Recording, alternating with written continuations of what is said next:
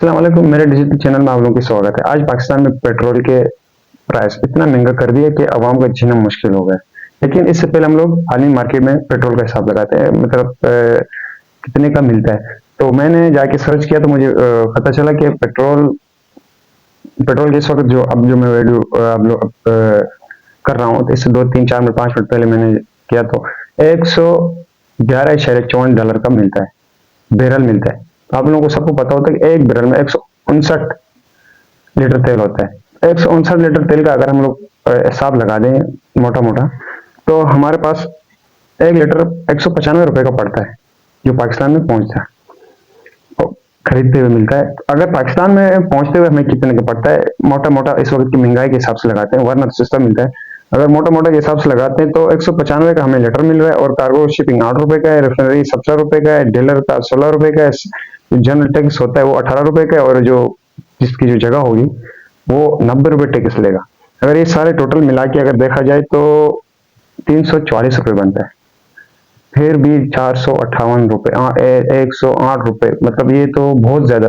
मैं करप्शन की जुमरे में लूंगा, क्योंकि इससे पहले अगर इमरान खान के दौर में अगर आप लोगों को याद है तो हमारे वज़ीर आज़म सब खुद के कहा करता था कि अगर पेट्रोल और तेल महंगा हो तो वज़ीर आज़म चोर है। आज मैं पीपी और उन दोनों से पूछना चाहता हूँ कि कौन चोर है, कल वाला इमरान खान या आज वाला गवर्नमेंट? तो अभी एक और सुना खबर दूंगा आप लोगों को कि पूरे पाकिस्तान में ज़लज़ले का झटके सुनाई दिए गए। अब तक तो किसी नुकसान का इतला नहीं आए, अल्लाह करे कि ना आ जाए, बस झटके ही महसूस हो। और हमें इस पर इस्तग़फ़ार भी पढ़ना चाहिए ज़्यादा से ज़्यादा, ताकि अल्लाह की अज़ाब से हमेशा बचे रहे इंसान को। तो मैं आपको याद दिला दूं, 22 मार्च 8 मार्च 2022, जब ईरान और यूक्रेन का जंग चल रही थी, तो उस वक्त मतलब ₹130 का बैरल मिलता था। फिर भी पाकिस्तान में 144 45 50 ले ले, इतने का हम लोग को पेट्रोल 58 60 तक मिलता था।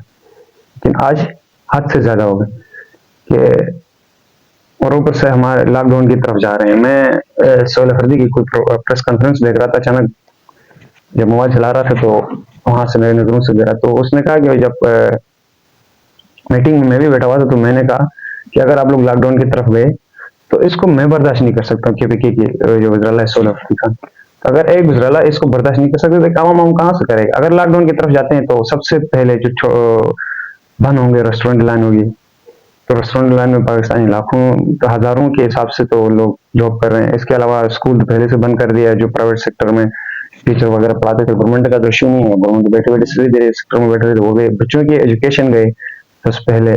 फिर वही उस्ताद जो जितने टीचर थे वो पढ़ाते थे, वो बेचारे रोजगार हो गए। अब रेस्टोरेंट लाइन बंद होंगे, कल दूसरी हो गई, कंपनियां हो गई, क्योंकि हम लोगों ने तेल का इतना बड़ा मसला बना दिया है कि भाई जंग सबको है ना, इंडिया को भी है, चीन को भी है, श्रीलंका वगैरह को भी तो है, आगे यूके वगैरह को भी तो तेल का शॉर्टेज है। क्या सिर्फ पाकिस्तान में? पाकिस्तान की आप अपनी मौजूदा गवर्नमेंट की आप उठा के देख लो, तो वो खुद बोल रहे कि हमारे पास 1 महीने का स्टॉक है। तो वो स्टॉक कहाँ गया? इस स्टॉक के अलावा भी पाकिस्तान के पास, अब मैं प्रोग्राम करने से पहले आज भी एक ग्वादर में हमारे एक शिप पहुंच चुकी है, तो वो 18 जहाज का, मैं आपको उससे ये हामिद मीर का और बहुत सारे को दिखा सकता हूँ, जो 18 जहाज पाकिस्तान में पहुंचे हैं। वो तेल कहाँ गया भाई? वो शिप कहाँ गए? या तो हमारी गवर्नमेंट जुल्म कर रही है, करप्शन कर रही है, खा रही है, या तो इस आवाम को कुछ समझती ही नहीं। कहने की बात है ना, समझने वाली बात है भाई। दूसरे मुल्क देखो, हमारा एक दोस्त है, वो बाहर रहता है, मैंने उसको कहा यार क्या सीन है? बोला यार महंगाई यहाँ भी हो गई, ₹2 4 का फर्क पड़ा है, लेकिन साथ साथ पैकेज भी दे रहे हैं। उसने मेरे ख्याल से कोई 38 कुछ का डाला था, उसमें भी बेचारे को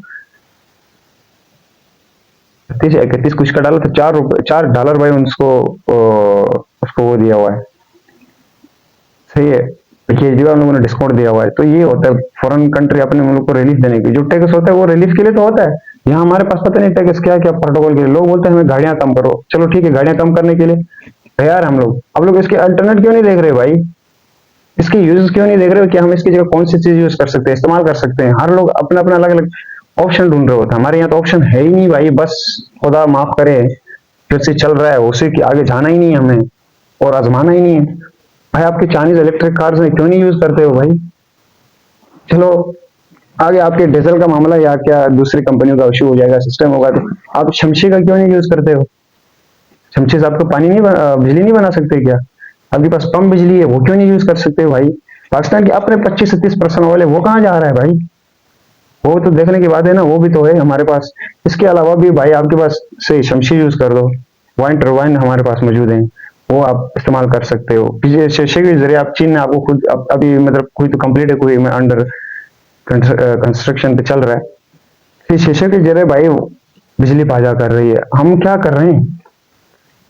हमें क्या आगे कुछ नहीं जाना है, तरक्की वर्की नहीं करना है कि या पीछे आदम इस्लाम के दौर में जाना है, वही टेंगा और वो चीजें चलाना है? ठीक है, वही चले चलाओ, वो भी बेस्ट ऑप्शन है, लेकिन लॉकडाउन से हल नहीं है। मैं मंसूर खान का कोई वीडियो देख रहा था, वो बोल रहा है लॉकडाउन लगाओ, लॉकडाउन लगाओ। मंसूर खान ने कमाए होंगे तभी बोल रहा है। अगर किसी गरीब से पूछो, मैं आज मार्केट में गया तो मैंने मार्केट में देखा लोग वल्ला रो रहे थे, वो गालियां गवर्नमेंट को दे रहे थे, वो मैं बता नहीं सकता, और उनकी जो आंसू निकल रहे थे वो मैं बयान नहीं कर सकती इस पे। यार गवर्नमेंट खुदा का खौफ करो, कुछ करो, लोगों को रहम करो लोगों पे। इसकी दूसरी ऑप्शन ढूंढो भाई, बहुत सारे हमारे पास ऑप्शन मौजूद हैं, वो यूज क्यों नहीं करते हैं भाई? हमारे पास कोयले बलूचिस्तान में इतना पड़ा हुआ है, वो कोयले यूज क्यों नहीं करते फैक्ट्री में? ठीक है, थोड़ा मसला हो जाएगा, कर लेंगे, लेकिन आगे आहिस्ता आहिस्ता उसको चेंज कर दो और तरफ जाओ, कुछ तो करो। तो मैं गवर्नमेंट से रिक्वेस्ट करना चाहता हूँ, हर चीज का अल्टरनेट देखो। अब हमको रिलीफ देने की सोचो, हम जब टैक्स लेते हैं तो टैक्स की जिम्मेदारी भी निभाना सोचो। आप लोग 30-30 गाड़ियों की, 40-40 गाड़ियों के प्रोटोकॉल लेके जा रहे। मैं कल परसों को जो 2 दिन पहले जो वज़ीर-ए-आज़म का मतलब चल रहा था, अच्छी बात है कि यार हमारे वज़ीर-ए-आज़म का प्रोटोकॉल जितना बड़ा हो उतना दिल से खुश हैं, वो महफूज रहेगा, क्योंकि आजकल हमारे भी हालात सही नहीं है, दहशतगर्दी वगैरह चल रहे हैं। 37 गाड़ियां भाई, 37 गाड़ियों का क्या करना है भाई? एक गाड़ी लो, ब्लड प्रूफ हो, बम प्रूफ हो, बस काफी है भाई। इसके पीछे 2-4 गाड़ियां खड़ा करो, चला लो। और हमारे सेक्टरों की देख लो भाई, वज़ीर-ए-आज़म की बात ही अलग है।